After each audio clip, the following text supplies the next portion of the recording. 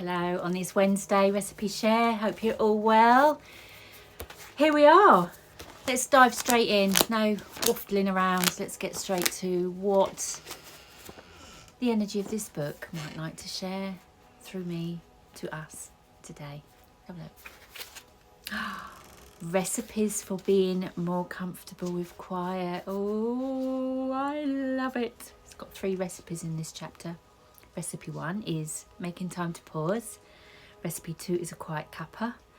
Recipe 3 is turning down the noise. So should we have a little read? Let's have a look. When overwhelmed and stressed, the mind kicks in to find solutions as well as problems, and often bumps into scenarios which add to your sense of unease. The mind is telling your nervous system that there's an issue, a danger, and that action is needed to bring you to safety or balance. Adrenaline is released to support action needed, and the world feels noisier. The core of the search is for peace, yet that is often the last action we take. I decided that letting go of the need to think when in times of doubt is a powerful philosophy to live by. I absolutely advocate for that. There are free audios in my resources, this says, that can support you in this. You'll find them at the back of the book. Yeah, just a reminder.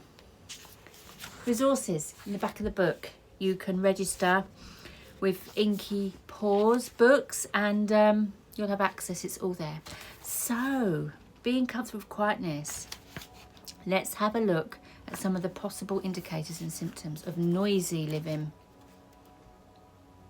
Tension headaches, moving from one task to another, rarely completing the list you've made, feelings of dread, tightness of breathing, rushing about, avoiding situations due to lack of mental capacity, a persistent desire for life to slow down, yet something stops you from doing so. And I would suggest the thing that stops you doing so is your felt feelings, is your felt sense of your emotions, possibly, or you're thinking there's something within you.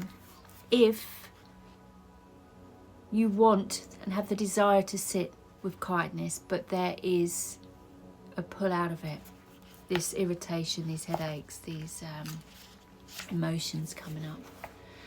I say to a lot of women, I hold a lot of stillness events, as some of you here will know. This is my full-time work, so something I do every week in one way or another, whether it's online, one-to-one, or in a group. Something I have to know in order to share that. And I've discovered that those that come to my stillness events, it is such a wonderful feedback opportunity when we find it hard, because for me, I do too. There are times where I find it really hard, and it's because it's such a contrast from the energy from which I'm living my life from.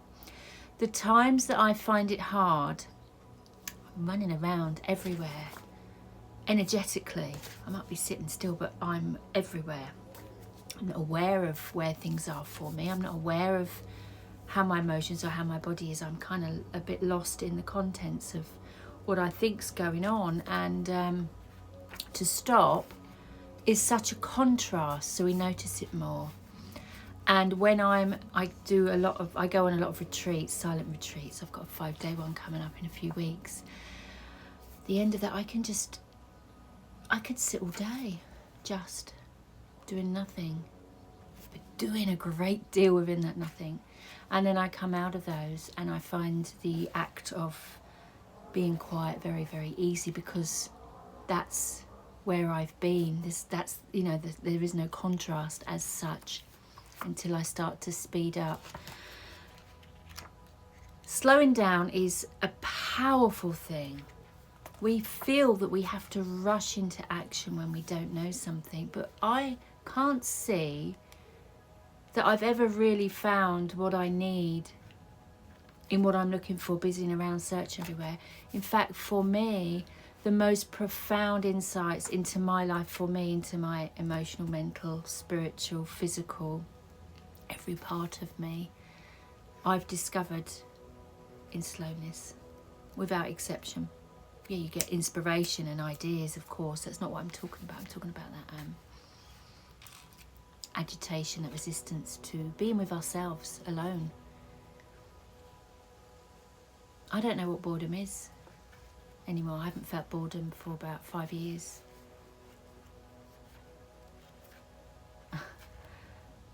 What is boredom?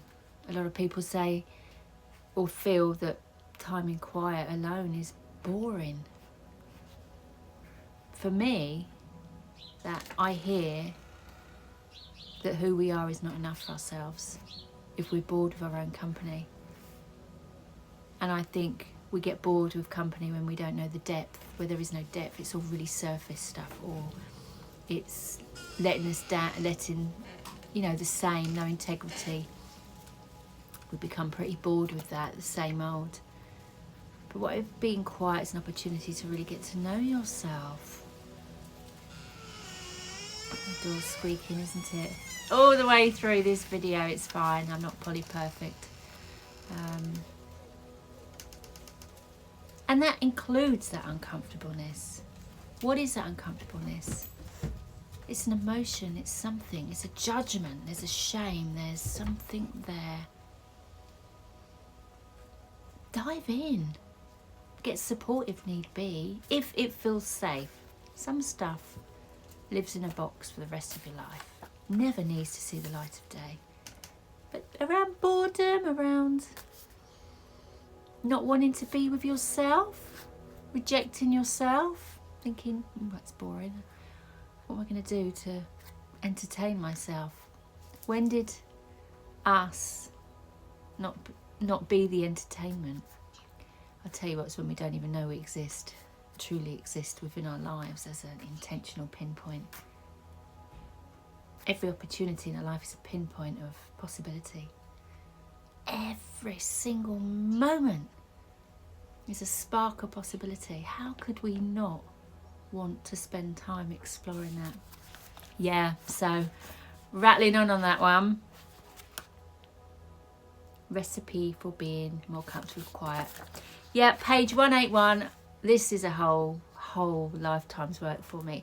I do loads of work around this. If you'd like to dive into some, check out my website, tiredandbusywomen.com. I do stillness events in the woods. I do them online. I've got a 6-month program coming up, which is beautiful. So much stillness opportunity to hear what's there for you within the themes of this book in a way that feels safe, is fun, is light, and is honest. So life's simple recipes. Can you explore maybe what quietness means for you, what resistance there, and yeah, what's just etching underneath it, waiting to be discovered in that spark of possibility. Lots of love to you. Take care. Bye.